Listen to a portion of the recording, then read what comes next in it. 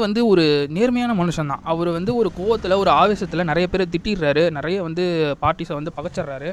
அதனால வந்து அவருக்கு கொஞ்சம் நெறைய கெட்ட பேர் ஆயிப்போச்சு. நெறைய எதிரிகள், அரசியல் எதிரிகளும் அதிகமாயிட்டதுனால, எடுத்த எடுப்பிலே சீமான் அண்ணாவ ரொம்ப மட்டம் தட்டி பேசிட்டாரு. இந்த மேட போட்டு மைக்க புடிச்சுட்டு, ஆச்சா, போச்சா அப்படி கத்துறது, நான் தான் தமிழன், மத்தவங்கலாம் தெலுங்கு, கன்னடன்னு கத்துறது, இந்த மாரி அரசியல்லாம் நாங்க பண்ண மாட்டோம்னு எடுத்த உடனே ஃபர்ஸ்ட்டு ஒரு பிளண்டர் பண்ணாருன்னா, எனக்கு தெரிஞ்சு அது ஒரு பெரிய பிளண்டர். ஏன்னா, அரசியல்ல நிரந்தர எதிரியும் கிடையாது, நிரந்தர நண்பனும் கிடையாது.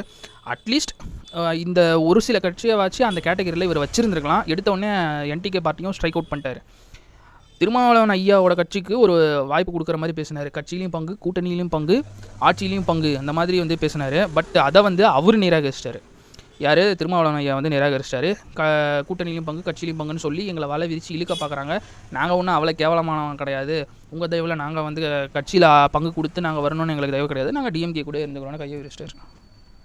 ஏன் ஏன் ஆளாளுக்கு நான் தான் அப்படின்னு நின்னா எப்படி? சரி, ஓகே, அது வந்து அவரோட அரசியல் மெச்சூரிட்டிக்கும் எக்ஸ்பீரியன்ஸுக்கும் நமக்கு வந்து அண்டர்ஸ்டாண்ட் பண்ணிக்கக்கூடிய சக்தி நமக்கு இல்லைன்னு கூட தெரிஞ்சுக்கலாம்.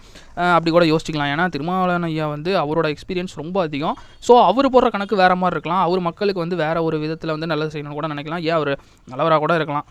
இது அவரை பற்றி அனலைஸ் பண்ணுற அளவுக்கு உண்மையிலேயே எனக்கு தெரியல. நெக்ஸ்ட்டு பார்த்தீங்கன்னா, அவர் கூட்டணியில் பார்க்குறதுக்கு சேர்த்துக்கிறதுக்கு வேறு யாருமே கிடையாது.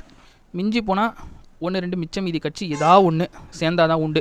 இப்படி சோலாவாக நின்று இவ்வளோ பெரிய அசுர பலத்தோடு இருக்கிற டிஎம்கேவை அப்போஸ் பண்ணி எதிர்த்து ஓட்டு வாங்கி 2026 முதலமைச்சராக ஆக முடியும்னு நீங்கள் நினைக்கிறீங்களா? கண்டிப்பாக கிடையவே கிடையாது. வாய்ப்பே கிடையாது. நீங்கள் ஒத்துக்கலைனாலும் அதுதான் நெசம். அதையும் மீறி அவர் முதலமைச்சர் ஆயே தீரணும் அப்படின்னா அதுக்கு என்னென்ன செய்யணும் அப்படின்னா, பேசுகிறதுக்கு பிரச்சனையாக இல்லை, எவ்வளவோ பிரச்சனை இருக்குது. நாய்க்கடிகள் தெருவுக்கு 10 நாய் 15 நாய் கடிச்சு குதறிட்டு இருக்கு. குழந்தைங்களுக்கு உயிருக்கே ஆபத்தாக ஒரு நாளைக்கு ஆயிரக்கணக்கான குழந்தைங்க வண்டியில் போகிறவங்க வந்து கடிச்சு ரேபிஸ் ரிஸ்கில் உயிருக்கு ஆபத்தான நிலைமையில் எத்தனையோ கேஸ் ரிப்போர்ட் ஆகுது. அதை பற்றி பேசலாம். தினமும் எத்தனையோ ரோடு சரியில்லாமல் ஆக்சிடென்ட் ஆகி எத்தனையோ குழந்தைங்க வண்டியில் போகிற வயசானவங்க எவ்வளோ பேர் ஆக்சிடென்ட் ஆகி போகிறாங்க. அந்த ரோடு பிரச்சனை, டிராஃபிக் ரூல்ஸு, டிராஃபிக் கன்ஜெஷனு, அதில் நடக்கிற பிரச்சனைகள், அதை பற்றி பேசலாம். அதை விட தினமும் அரசு அலுவலகங்களில் பல கோடியில் லஞ்சம் புரளுது. அதை பற்றி பேசலாம். எத்தனையோ கோடிக்கணக்கான லஞ்சம் நாட்டோட உச்ச நீதிமன்ற நீதிபதியாக இருக்கிறவர் வீட்டிலேயே பல கோடி மக்கள் வந்து எரிஞ்ச நிலையிலேருந்து எடுத்து அவர் மேலே கேஸ் போட்டு அவர் திரும்ப கோர்ட்டு மேலேயே கேஸ் போட்டிருக்காரு.